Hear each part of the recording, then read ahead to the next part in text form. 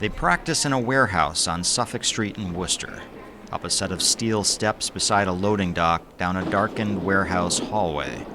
For the Worcester Roller Derby League, this is where they test their mettle, where wheels meet uneven plywood floor. I feel like this is like the first practice space I've been to that's sort of like this. Most of the other places are at roller rinks. It's pretty dingy and gross, and there's like mouse poop everywhere. Roller derby is a sport dominated by all-female teams, and if you think it's just girls roller skating in circles, you haven't seen them play. It can get a little rough. There was like a documentary type of show on TV, so that's the first time I ever saw like basically what it was other than from the 70s and all that. So I went down with like a couple friends, and we went there and like basically saw that it was women like empowered sport, and it was like an intense like workout, and we were like, yeah, we should totally do that. We went to a practice and it was awesome. We fell in love and we were like, all right, this is what we need to do. There were some skaters that seemed to know what they were doing, and some skaters are pretty new, like me. And I fell a couple times. I had like the rental skates from the roller skating rink, and they were horrible. You know, the athleticism is really a big part for me, just because I've never been super active. I never went to the gym or anything. So when I started doing this, I started whipping my ass into shape. And can I say ass? Okay. We're going to work on option 1 and option 2 now. Okay. The basic play of roller derby involves 2 teams of 5 skaters each. Each team has a scoring player called a jammer, and the other team tries to block the jammer from passing them.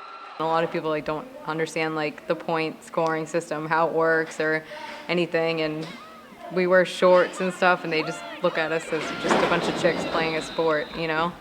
Like the first game, like yeah, I was like wicked scared, but it's different, like playing with your peers versus like people that want to like kill you to take your point, basically. If you're not paying attention, you get knocked off your feet and the wind gets knocked out of you and you freak out. You're like, this is for real.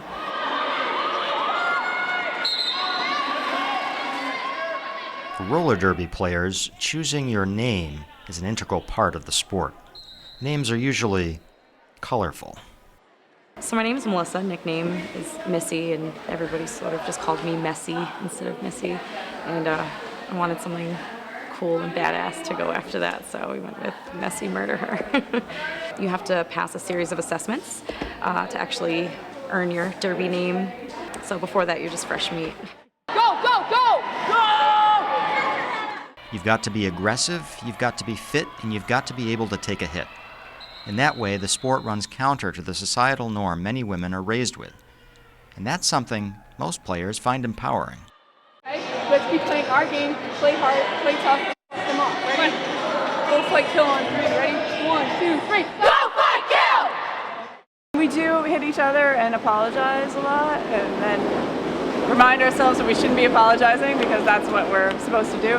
There's a lot of like, don't let her take your place, you know, don't let her get in front of you, don't let her get past you. I mean, those are things that, you know, as little girls and women we're generally told, you know, you yield, let someone else go, oh, it's nicer, share, you know, and it's not nasty, it's just, you know, if you want to win and you want to perform well, you're not going to give up your spot.